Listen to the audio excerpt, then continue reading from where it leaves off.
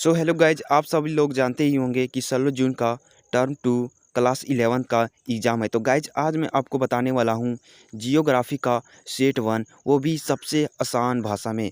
तो गाइज मैं वीडियो का स्टार्ट करने से पहले इसके बारे में कुछ बता देना चाहता हूँ। तो चलिए शुरू करते हैं। तो गाइज कुल प्रश्नों की संख्या 19 है, ठीक है। प्रश्न संख्या 1 से प्रश्न संख्या 7 तक अति लघु उत्तरीय प्रश्न हैं। इनमें से किन्हीं 5 प्रश्नों का उत्तर एक ही वाक्य में देना है, ठीक है। तो इसमें चल हो गया। और प्रश्न संख्या 8 से प्रश्न संख्या 14 तक लघु उत्तरीय प्रश्न है। इनमें से किन्हीं 5 प्रश्नों का उत्तर अधिकतम 50 शब्दों में देना है। प्रश्न संख्या 5 का मान 3 अंक का रहेगा, ठीक है। फिर प्रश्न संख्या 15 से प्रश्न संख्या 19 तक दीर्घ उत्तरीय प्रश्न है। इनमें से किन्हीं 3 प्रश्नों का उत्तर अधिकतम 150 शब्दों में देना है। प्रत्येक प्रश्न का मान 5 अंक का निर्धारित रहेगा। तो गाइज आप देख सकते हैं कि ये सेट 1 का सभी क्वेश्चन है। तो गाइज मैंने इन सभी क्वेश्चन का मतलब आंसर अपने कॉपी में यानी अपने भाषा में लिखा है। तो गाइज चलिए मैं आपको वीडियो दिखाता हूँ। पहला क्वेश्चन क्या है, अरब सागर में गिरने वाली 2 नदियों का नाम लिखे। तो अरब सागर में 3 नदी गिरती है, वो है सिंधु, नर्मदा और ताप्ती। आप चाहे तो इन तीनों नदी में से कोई 2 नदी लिख सकते। तो पहला क्वेश्चन हो गया। अब दूसरा क्वेश्चन में क्या बोल रहा है कि क्षेत्रफल की दृष्टि से सबसे बड़ा भारतीय राज्य कौन है। तो क्षेत्रफल की दृष्टि से वो है राजस्थान। तो दूसरा क्वेश्चन भी कंप्लीट हो गया। अब तीसरा क्वेश्चन क्या बोल रहा है, अफवाह तंत्र किसे कहते हैं। अफवाह तंत्र किसे कहते हैं, तो किसी एक स्थान से भारत की 2 नदियां का उद्गम होता है, जिनमें एक उत्तर की तरह प्रवाहित होकर बंगाल की खाड़ी की तरफ प्रवाहित होने वाली दूसरे महत्वपूर्ण नदी में मिलती है और दूसरी नदी अरब सागर की तरफ प्रवाहित होती है। तो उसे अफवाह तंत्र कहते हैं। कितना आसान है ना, सिंपल भाषा में। तो अब चौथा क्वेश्चन देखते हैं। बांगर क्या है। बांगर क्या है, तो वह क्षेत्र जहाँ बाढ़ नहीं आती है या बाढ़ का पानी नहीं पहुँच पाता है, वहाँ हमेशा पुरानी मिट्टी जमी रहती है, तो उसे बांगर कहते हैं। जहाँ हम लोग धान का मतलब पौधा उगाते हैं वही बांगर मिट्टी है। अब 5वां क्वेश्चन क्या है, भारत की अक्षांशीय एवं देशांतरीय विस्तार लिखें। भारत की अक्षांशीय एवं देशांतरीय विस्तार लिखें। तो भारत का मुख्य भाग 8 डिग्री से 4 लेकर 37 डिग्री उत्तर अक्षांश के बीच है।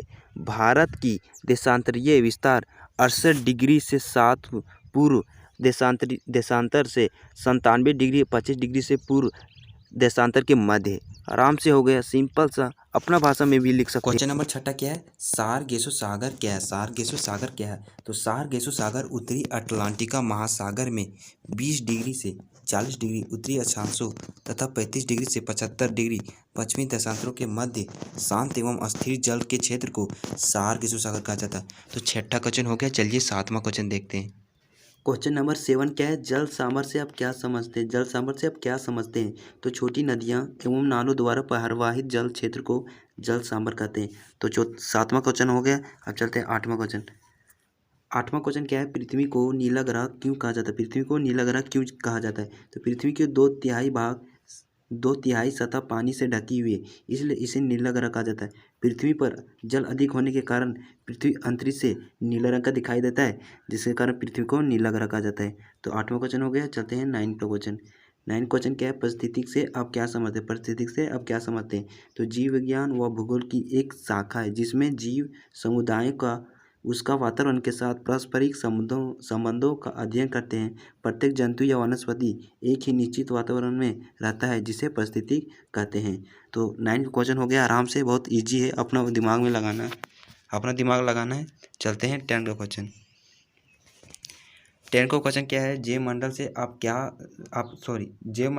क्या तात्पर्य है। जैव मंडल से आपका क्या तात्पर्य है, तो पृथ्वी के सभी जीवित जीव एवं आसपास का पर्यावरण जिसमें आपस में जीव क्रिया करते हैं, उसे जैव मंडल कहते हैं। अर्थात जिसके अंतर्गत समस्त जैविक एवं अजैविक घटक का निर्माण होता है।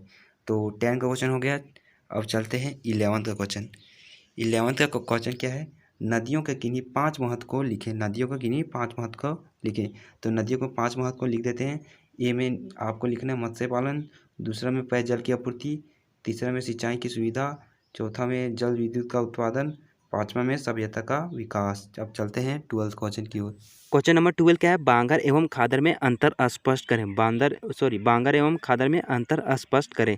तो बांगर एवं खादर में आपको एक बीच में लाइन दे देना है और आपको इन दोनों के बीच अंतर लिखना है। तो पहले आ जाते हैं बांगर में।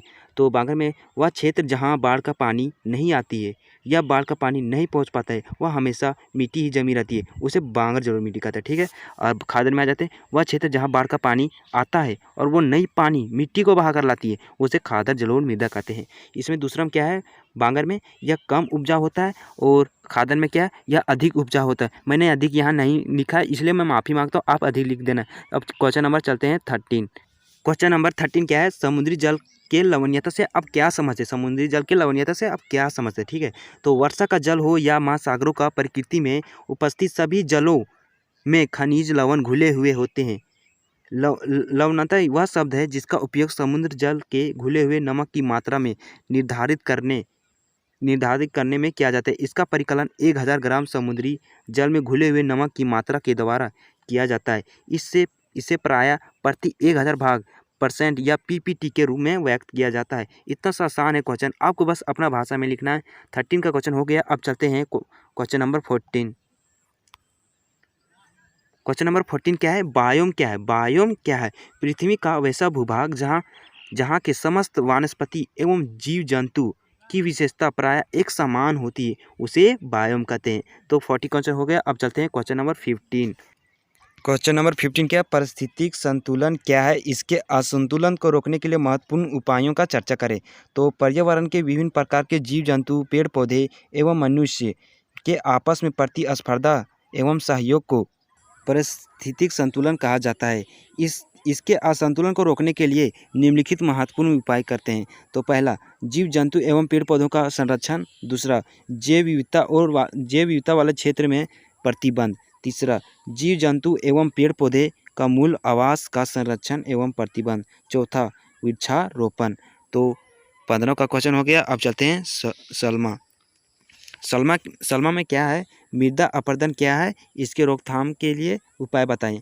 तो मृदा अपरदन, मिट्टी का कटाव मृदा अपरदन कहलाता है, अर्थात मिट्टी की ऊपरी परत हटना या मिट्टी का उर्वरा शक्ति कम होना मृदा अपरदन कहलाता है। तो इसके रोकथाम के लिए निम्नलिखित उपाय करते हैं। तो चलिए देखते हैं। तो पहला में हो जाएगा वृक्षारोपण, दूसरा में हो जाएगा अति पशुचरण कर रोककर, तीसरा में हो जाएगा पर्वतीय एवं पठारी क्षेत्र में सीढ़ीनुमा खेती करके, और चौथा में हो जाना स्थानांतरित कृषि पर प्रतिबंध, और पाँचवा में है आम नागरिक को जागरूक बनाकर। तो सलमा का क्वेश्चन हो गया। अब चलते हैं 17वां क्वेश्चन क्या है? उत्तर भारतीय नदियों की महत्वपूर्ण विशेषता क्या है? ये पर्याद्वीपीय नदियों में किस प्रकार भिन्न है? तो भारत की अधिकांश नदियां हिमालय से निकलती है, इसलिए अधिकांश नदियां सालों भर में पानी रहता है। कुछ नदियां पठारी भाग से निकलती है जो गर्मी के दिनों में सूख जाता है। उत्तर भारत की नदियां अधिकांशतः मैदानी भागों में बहती है, जिसके कारण इन नदियों से नहरें निकाली जा सकती है। उत्तर भारत के अधिकांश नदियां गंगा, सिंधु और ब्रह्मपुत्र सहायक नदियां हैं। क्वेश्चन नंबर 19 क्या है? भारत के मानचित्र में निम्नलिखित को दर्शाइए। का नर्मदा एवं ताप्ती नदियाँ तो इसको चलो मैप में दर्शाते हैं।